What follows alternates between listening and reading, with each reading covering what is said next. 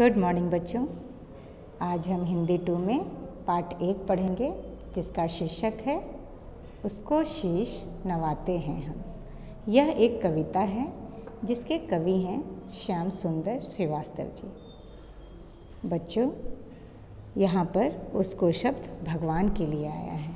शीश यानी कि सिर, नवाते झुकाते हैं हम किसको सिर झुकाते हैं? भगवान को। चलिए कविता शुरू करते हैं। जो रहता मंदिर के अंदर, जो रहता मस्जिद के अंदर, गुरुद्वारे में जो रहता है, गिरजा घर में भी रहता है। तो इन पंक्तियों में कवि कहते हैं कि जो मंदिर, मस्जिद, गुरुद्वारे और गिरजा घर में रहते हैं वो सब कौन है? भगवान। पर हमारे देश में अलग अलग धर्मों के लोग रहते हैं और उनके पूजा करने का स्थान भी अलग अलग है, पर सब में एक ही भगवान है, बस उन जगहों का नाम अलग अलग है। जो रहता है सबके मन में, धरती अंबर के कण कण में। जो सबके मन में रहता है वो कौन है? भगवान। धरती, अंबर, धरती का मतलब है पूरा संसार, अंबर यानी कि आसमान के कण कण में, और सारे संसार में धरती से लेकर आसमान तक हर एक कण कण में कौन बसा है? भगवान। जो है सारा विश्व बनाता, जिन्होंने पूरे संसार को बनाया है वो कौन है? भगवान। सूरज चंदा को चमकाता, और उन्होंने सूरज और चंदा को भी चमकाया है। सूरज और चाँद में जो रोशनी है वो भी भगवान की द्वारा दी हुई है। आप बच्चों देखते हैं ना, सूरज जो सुबह उगता है उसके बाद पूरे दिन भर रोशनी उसकी रहती है, फिर धीरे धीरे रात होती है, फिर चंदा मामा उग जाते हैं, तो फिर उसकी भी रोशनी किसके द्वारा दी हुई है? भगवान के द्वारा। जो हम सबका रखवाला है, जो सबको देने वाला है। तो हम सबका रखवाला कौन है? भगवान।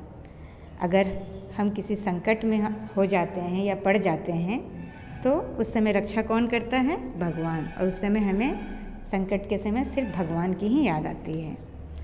और भगवान सबको देते हैं, हम लोगों से कुछ लेते नहीं। तो इस संसार में जिसको भी जो कुछ मिला हुआ है वो भगवान के द्वारा ही दिया हुआ है। उसको शीश नवाते हैं हम, उनको हम लोग सिर झुकाते हैं। गीत उसी के गाते हैं हम, उन्हीं का हम गाना भी गाते हैं, यानी कि उनके गुणगान करते हैं। तो बच्चों, आशा करती हूँ कि आपको इस कविता का अर्थ समझ में आ गया होगा।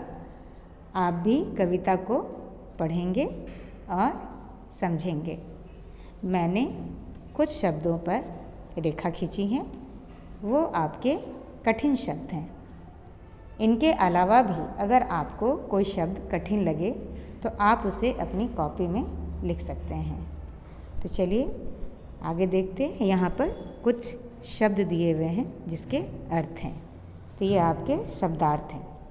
चलिए पढ़ते हैं। मस्जिद, मुसलमानों का प्रार्थना स्थान, जहाँ पे मुसलमान लोग पूजा करते हैं उस जगह को क्या बोलते हैं? मस्जिद। गुरुद्वारा, सिखों का प्रार्थना स्थान, जहाँ पे सिख लोग प्रार्थना करते हैं उस जगह को क्या बोलते हैं? गुरुद्वारा। गिरजाघर, ईसाइयों का प्रार्थना स्थान। ये जो गिरजाघर है इसको इंग्लिश में चर्च बोलते हैं। ये किनका प्रार्थना स्थान है? ईसाइयों का। अंबर, अंबर यानी कि आसमान। विश्व, दुनिया यानी कि संसार पूरी। रखवाला, रक्षा करने वाला। नवाते यानी कि झुकाते।